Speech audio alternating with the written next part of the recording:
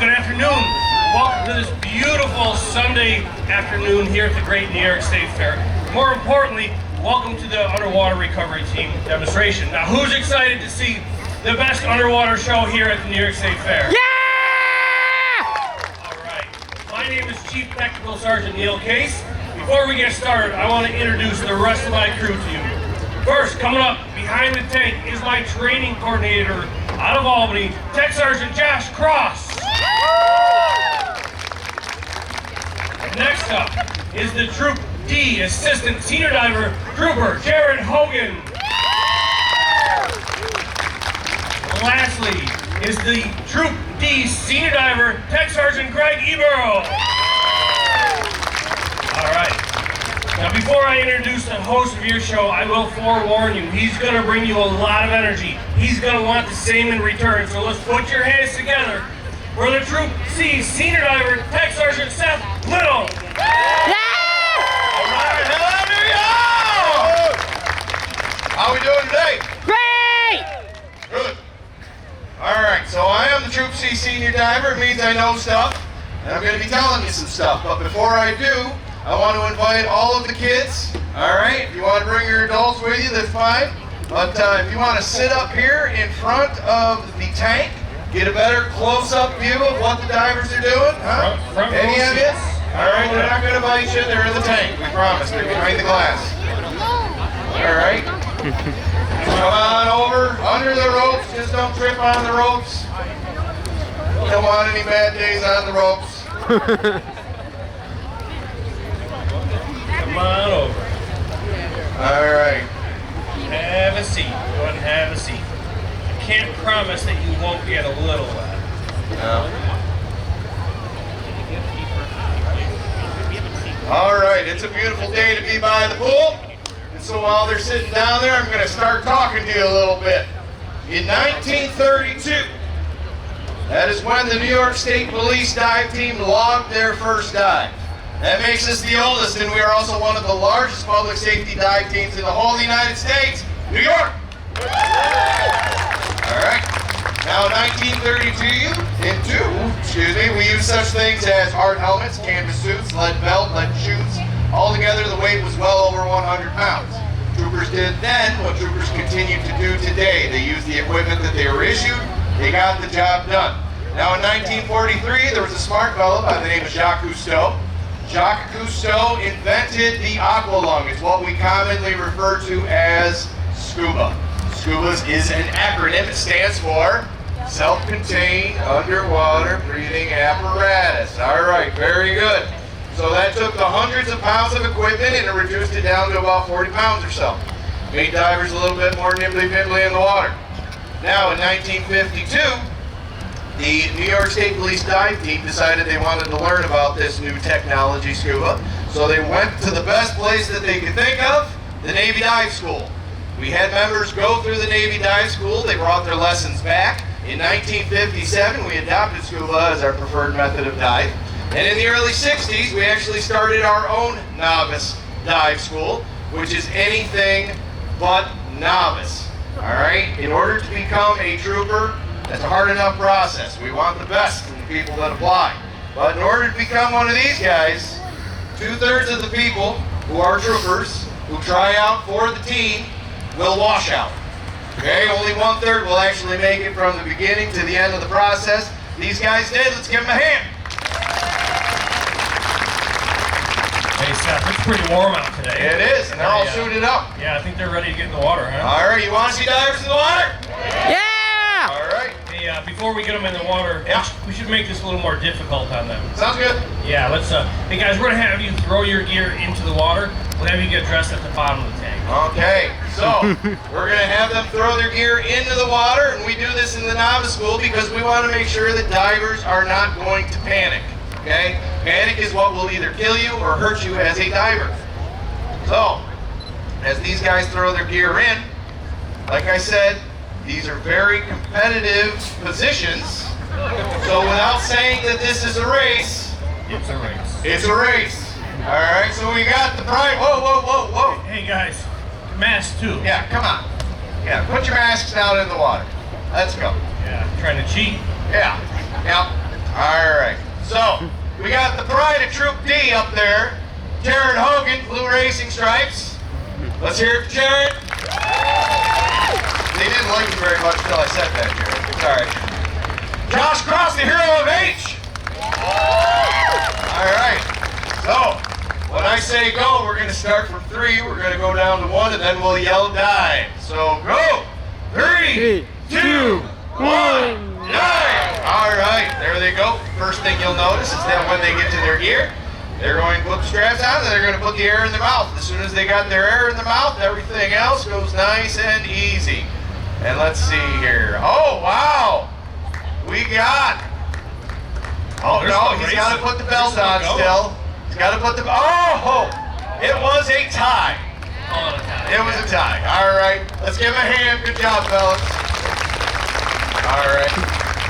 So, I'm going to slow this down just a little bit, explain to you what the equipment that they have on, what it is. That tank that is on their back, that holds at least 3,000 pounds of compressed air. Okay? So, 3,000 PSI, that's not something that you can just put your mouth on and breathe. You need a regulator. So the regulator is on top of the tank. That regulator takes the 3,000 PSI, reduces it down to about 145 PSI, which then sends air down the line to the second stage, which gives them air on demand. Those tanks are also attached to a harness and airtight bladders. That is called a buoyancy control device. Buoyancy, all right? Positive buoyancy makes you rise. Negative buoyancy makes you sink.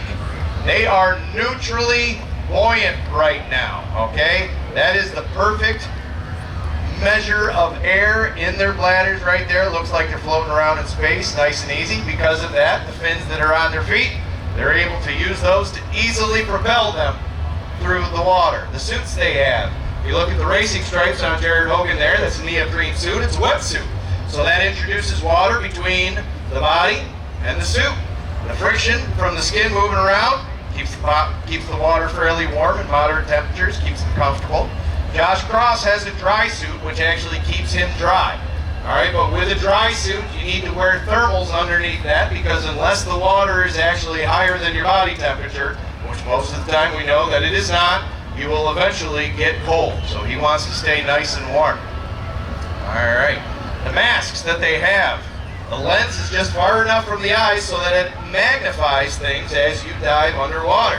Whatever you're looking at, it appears 33% larger and 25% closer. Okay? Now, when they dove in there, they had water in their mask. We're going to show you how they got that water out of their mask. So guys, take your masks off. Things can happen while you're diving, especially in water where you can't see anything. Masks can get hit off. Well, we don't panic. All we do is we put the mask back on. We're going to create a little crack underneath the seal and the upper lip, and you go to blow air out of your nose. Where does the air go? It goes up into the mask, pushes the water out, recreate the seal, go about your business. Now that's one of the things that can happen to us while we're diving. But the fact is we dive to depths of 132 feet before we graduate the novice school. All right? And you might ask me what 132 feet looks like. What's 132 feet? All right, I'll tell you. I'm glad you asked. You don't have to yell at me though. All right, up top here. This tower is 60 feet tall. All right, so if you add another tower on top of that, and then 12 more feet, that's 132 feet. At those depths, you have air pressure and then water pressure that might be doing things to your equipment, such as it might mess with your regulator. We're going to have Josh Cross demonstrate here what you do if something happens to your regulator. Number one thing is you don't panic. Number two is you never dive alone. And Josh, go ahead. He simulated I am out of air. Jared Hogan comes right over, helps him out, gets his air too out, and then they ascend at a nice safe rate of 30 feet per minute to be able to avoid the bends. Okay, so those are some of the things that we learn in the novice school that pertain to scuba. Some of the other things that we learn pertain to public safety diving. Our name, URT. We are the Underwater Recovery Team. All right, our motto is if it's in there, we're going to find it. We are a search team. And so, when we go into the water, our symbol, the octopus, we've chosen that as our symbol because if you've ever seen an octopus move over the floor of the ocean, it touches everything as it goes over. It gets into cracks, gets into crevices. And so we want to be able to say when we come up out of the water and our boss asks us, did you search everywhere? Yes. We got in every crack, every crevice, we searched everywhere. Our motto again is, if it is in there, we're going to find it. Now we have a line search that we learned in the school that helps us accomplish this mission. And I'm going to show you two variations. So I'm going to need a volunteer. Oh, I saw a hand go up, real red sunglasses, green hat right there. Come on over. Yep, that's you. All right. So his hand went up really quick. You're a very confident person, aren't you? Very good. What's your name? Robbie. All right, Robbie, come on over here.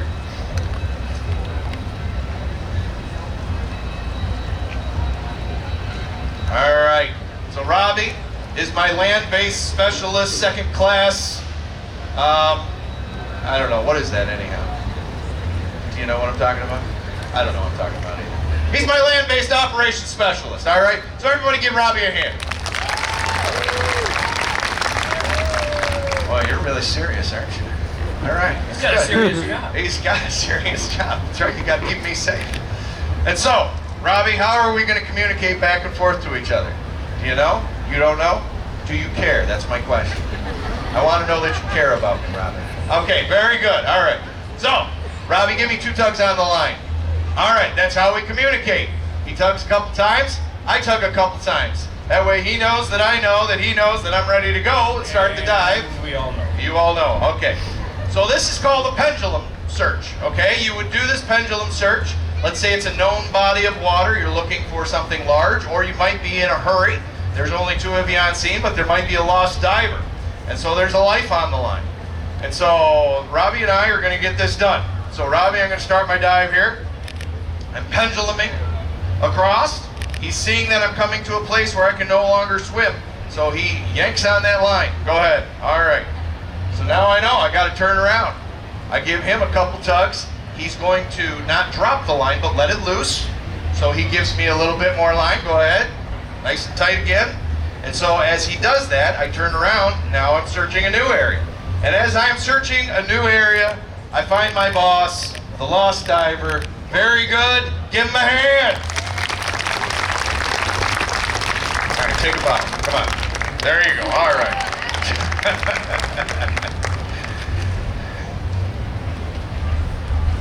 All right, that is a pendulum search.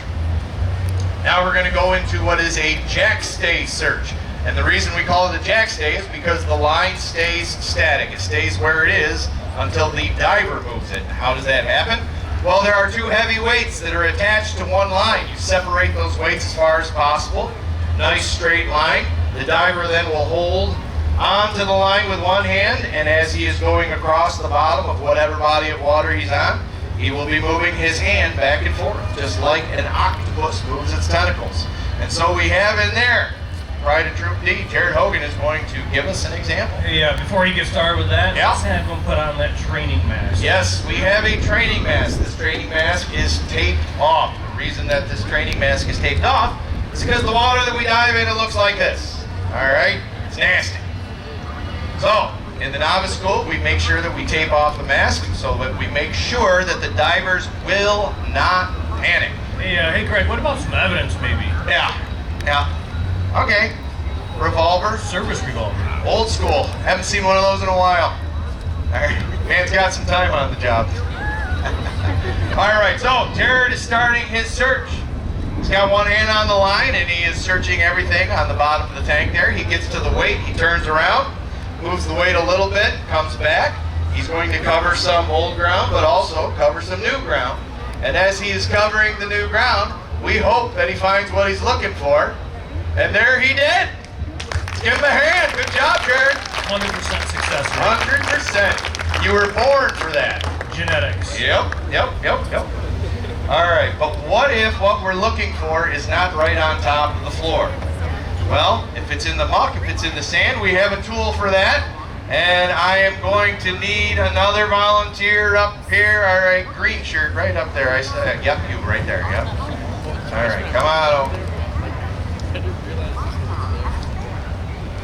Okay, do you know what this is? No, it's a metal detector. Oh, okay. What's your name? Darcy. Darcy. Everybody give Darcy a hand. All right, come on over here, Darcy. All right, so hold that for me. All right, what is that detecting right now? Yes, but more importantly, it's detecting 30 years of marriage. Okay, so, Darcy, you are going to commence a search, all right? And you're just going to go over this known body of water here with your metal detector, and then as soon as you feel something there, oh, what is that? You feel that? All right, so how are we going to get whatever is in there with all those bugs and nastiness in there? I'm not putting my hand in there, Darcy. Yes, Darcy, you have to. So put your hands right in there.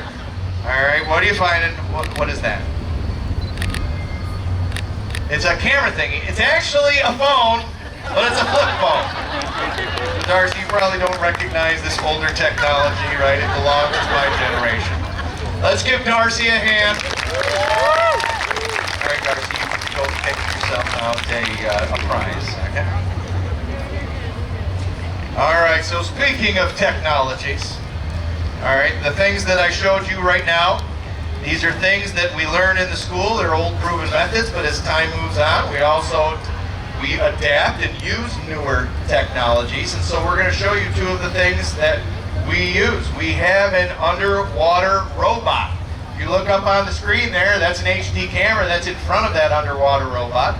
And so why would we use this? Well, you know, sometimes we cut holes in the ice, and it might be nice just to throw a robot in there to make sure there's nothing to entangle ourselves with. The robot doesn't have feelings, doesn't get cold.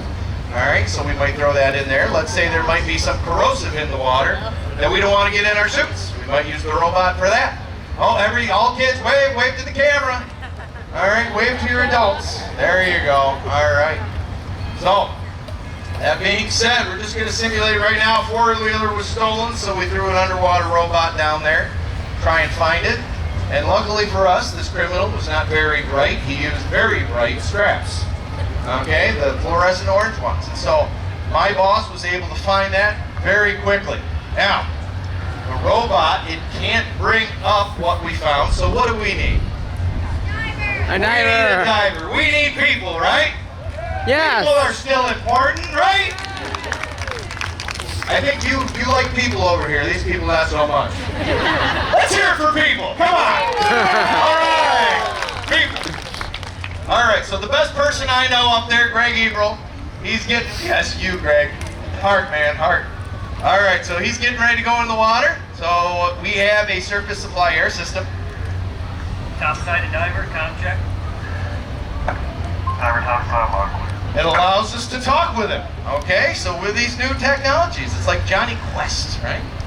So, are you ready to dive? I think so. All right, good. When you're ready, here he goes. All right, he goes down into the water. Touchdown! We got touchdown. Yeah, all right, let's give him a hand. He's very proud of himself. He needs a lot of encouragement. Okay, good job, Greg. Now you got a job to do. That's right, like Superman, look at that. He bounds over to the four-wheeler. He makes sure he gets the selfie in there. You gonna take a selfie there? There you go, Greg. Oh yeah, he's saying he's good. All right, so Greg, now you need to get that four-wheeler out of there. How are you gonna do that? Yes, he has an idea, all right? He bounded over there like Superman, okay, but you know, he sort of skips leg day sometimes. So he's going to have to use science. This is a lift bag. This lift bag has certain pounds attached to it that as you fill it up with air, it will bring up whatever it is attached to. Diver topside, empty bubble. And so Greg has attached it to the four-wheeler, making sure everything is nice and secure. He's now got a line which he is going to be getting air through. There it goes. Yes, he's mesmerized. Topside got bubbles. All right. Got bubbles. He puts that in the lift bag. The lift bag expands. As the lift bag expands, all right, what happens? Positive buoyancy takes place. All right, the upward force will send that four-wheeler up to the top. The diver will make sure he gets out of the way in case something goes wrong, because what goes up must come down. So he gets out of the way. He watches that four-wheeler go up there nice and slow. And mission accomplished. Look at that. That's, oh, I take back what I said about leg day. Look at that hang time. That's amazing. Good job, Greg. Nailed it. Absolutely. Absolutely. All right. So boss, do we want Greg to do something else while he's in there? So, yeah, you know, it's interesting that you say that he skipped leg day. Yeah. Right. But I know for a fact that he can do a flip. All right. Come on, Greg. He can do a flip. But we're going to need a little encouragement from the crowd. Okay. Do you want to see Greg do a nervous. flip underwater? All right. Yes. I want to see this too. All right. So here he goes. Oh, he's nervous. A back? Oh, wow. Look at that. All right. Nice. And he nails it. All right. So, you know, we come out here, we have a lot of fun, but the fact is that what we do is extremely dangerous. Just last month, we spent a total of 4 weeks in the water looking for a piece of evidence, over 240 dives in zero visibility water. There's a lot of opportunities for something to go wrong. Every single time these guys enter the water, they're putting their lives on the line to either recover victims or recover evidence to close out cases. So if you could please all join me in thanking them for what they do every day. All right, thank you. So a couple things before I say goodbye. We have the best poser of the New York State Police right in that water. Yes, Greg, that's you. All right. So if you want to have a picture with your kids up there, or you want to come take a picture up there, he will be more than happy to pose in those pictures. Let's see here. If you want a face like my boss here, he's a handsome man. All right, you got to be born with it. All right. After 30 years of marriage, 3 kids, 2 grandkids, you want to look like this still? You got to work. All right. But if you want the merchandise that is for sale, that's Health Supports Troopers, over at the NYST Center, the Trooper Foundation, that is over there. You can go buy that, and we would appreciate you supporting them. They support us. The dog show will be next. Keep your seats. Other than that, have a great day at the New York State Fair.